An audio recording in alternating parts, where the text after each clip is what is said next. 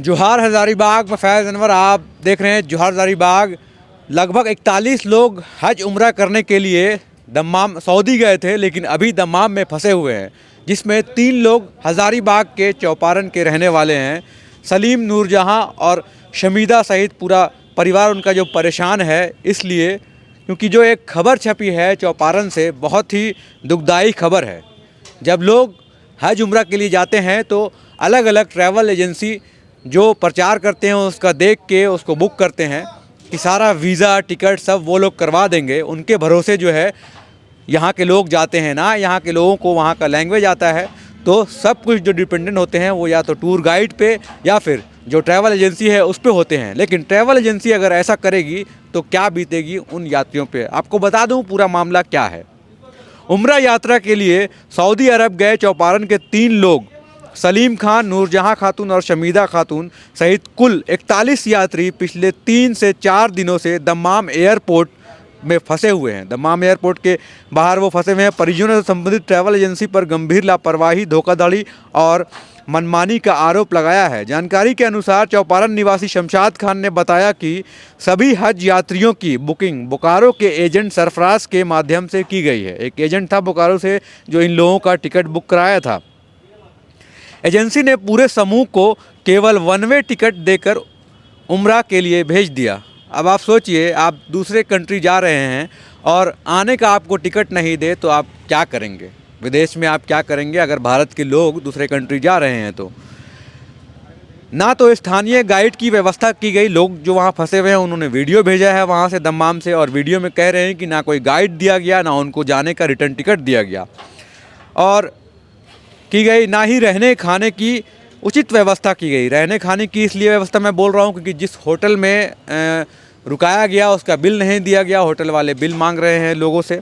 खबरों के मुताबिक 14-15 दिन बीतने के बाद जब वापसी का समय आया तो एजेंसी ने यात्रियों को मदीना या जेद्दा की जगह दम्माम एयरपोर्ट से भारत का टिकट थमा दिया, जबकि हज उम्रा यात्रियों की उड़ानें सामान्यतः मदीना या जेद्दा से होती है। मदीना या जेद्दा से जनरली हज उम्रा की ट्रैवल एजेंसी जो बुक कराते हैं बाकी, लेकिन इसमें उनको जेद्दा का टिकट थमा दिया गया। दम्माम का टिकट जो है थमा दिया गया। खर्च कम करने के उद्देश्य से एजेंसी ने नियमों के विरुद्ध दम्माम से टिकट जारी किया। यात्रियों को लंबी दूरी तय करने के लिए ऑनलाइन बस टिकट भी दे दिया गया, जबकि दम्माम एयरपोर्ट वहां से लगभग 1300 से 1400 किलोमीटर दूर है। बस चालक को पूरा भुगतान ना मिलने के कारण उसने बीच रास्ते में ही बस रोक दिया। जो एजेंसी है उसने बस वाले को दम्माम तक का पैसा नहीं दिया, तो बस वाले ने बीच में ही रोक दिया, जिससे यात्री समय पर एयरपोर्ट नहीं पहुंच सके। टाइम पे जो 41 यात्री थे वो एयरपोर्ट नहीं पहुंच पाए और इंडिगो एयरलाइंस की उड़ान छूट गई। एयरलाइंस ने यात्रियों के लिए प्रतीक्षा भी की, लेकिन वे समय पर नहीं पहुंच पाए। स्थिति बिगड़ने पर एजेंसी ने यात्री के होटल में रुकवा तो दिया, लेकिन अब तक 41 लोगों के लिए नए टिकट जारी नहीं किए गए हैं। एजेंसी कुछ चुनिंदा लोगों का टिकट बनवा रही है, जबकि बाकी लोग अभी भी दम्माम में फंसे हुए हैं। इस बीच उनसे दोबारा पैसे की मांग की जा रही है, जबकि अधिकांश यात्रियों के पास अतिरिक्त रकम नहीं बची है।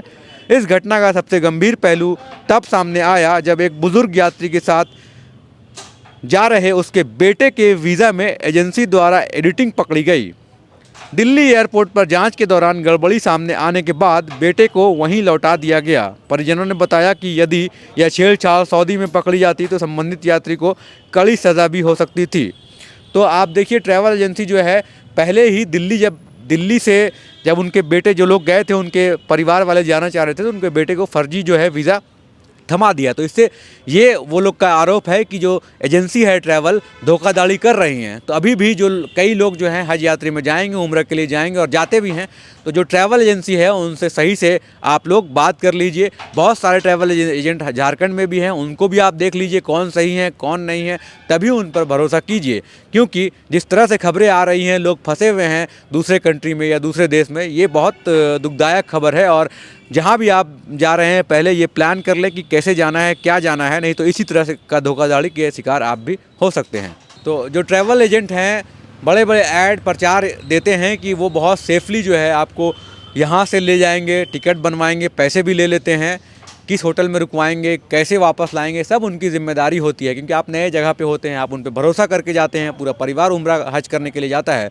लेकिन अगर ऐसा कोई करता है तो उस पर कड़ी से कड़ी कार्रवाई होनी चाहिए। ये जितना भी फैसिलिटीज और जितना भी जो एक क्राइटेरिया होता है हज और उम्रा कराने के लिए, उम्रा में जो लॉ बना हुआ है कि आपको इतना चीज ये चीज प्रोवाइड करना है, ये सारा उस गाइडलाइन को जो है नेग्लेक्ट करते हुए और सिर्फ गरीब लोगों से, चलिए जिसके पास पैसा है उसके लिए कोई मुश्किल नहीं है, किसी भी देश में वो कहीं भी जाएगा, उसके पास पैसा है, वो अपना काम करेगा। अगर कंपनी नहीं कर रही है, खुद से टिकट करा करके और सारा जियारत वगैरह करके वहां से आ जाएगा। लेकिन जो ये गरीब लोगों को ठगते हैं, है ना, गरीब लोगों को जो मौलाना लोग जो पिक कर रहे हैं और गांव-गांव में जाकर के जो बड़े बड़े लोगों के लिए जो गरीब लोगों से पैसा ले रहे हैं, 40,000, 50,000, 60,000, 70,000, 1 लाख, 1.5 लाख और सारा फंडिंग हो रहा है। और यहाँ पर किसी तरह का कोई सुविधा हाजियों को नहीं दिया जाता है। जो ये जन्नत हज उम्रा है, इसके जितने भी लोग हैं सब फ्रॉड हैं। यूपी के मौलाना तनवीर आलम है और उनके जितने भी गुरबे हैं उनके सभी फ्रॉड हैं। झारखंड में बोकारो में है एक महबूब जो अपने आप को इस कंपनी का को डायरेक्टर बताता है। ये सिर्फ जो है हम लोगों से सऊदीया में मक्का में एक होटल है, होटल में सिर्फ मुलाकात किया और उसके बाद जो वहां से गायब हुआ, हम लोगों को आज तक नजर नहीं आया। जबकि कहा गया था कि जब भी आप लोग जाएंगे, आप लोगों को गाइड करने के लिए वहाँ पर हमेशा एक गाइड उपलब्ध रहेगा, है ना। हज उम्रा से तो आना ही है ये कंपनी से नहीं, इस कंपनी में तो अब जहाँ तक के भाई बहन को यही कहेंगे, इस कंपनी में अब कभी दोबारा भूल के मत जाना। बहुत बेइज्जती और बहुत परेशानी, कितना बतावेंगे, इतना परेशानी और बेइज्जती हुआ है। इसमें अब दोबारा आप लोग कोई कदम मत रखिएगा। बहुत फ्रूटबाज और ये जितना भी सेटिंग रखा था अपना स्टाफ को जहाँ जहाँ, सब इसका सब 2 नंबरी था, सब 2 नंबरी था। गाली भी दिया हाजी लोग को, गाली भी बक देता था, खाना मांगने में गुस्सा हो करके भगा भी देता था। हम लोग होटल में जाके खाते थे। मोहम्मद यूसुफ। हाँ, क्या हुआ आपका साथ? बहुत तकलीफ हुआ यहाँ। क्या तकलीफ हुआ? पैसा मार काट के ले गया और हम लोग के भरवाया एकदम दोबारा। क्या करने आए थे आप यहाँ पे? उम्रा करने के लिए। किसके थ्रू आए थे? मौलाना हबीब के थ्रू। मतलब समझ लीजिए कि इंसानियत इसके पास है ही नहीं, एकदम नहीं, इंसानियत है नहीं। और हम लोग के साथ जो किया तो खैर ऊपर वाला, और उसमें हिंदुस्तान का भी मौलाना लोग मिला हुआ है। हिंदुस्तान का भी मौलाना लोग जो है इसमें मिला हुआ है। अब मिल करके वहां से स्टार्टिंग होता है पैसा का और डिस्ट्रीब्यूट, कुछ पैसा तो वहीं रह जाता है, कुछ पैसा डिस्ट्रीब्यूट होता है मक्का या मदीना। और गांव घर का लोगों को फंसाता भी है, बरगलाता है, एकदम बरगला करके ऐसे है वैसे है।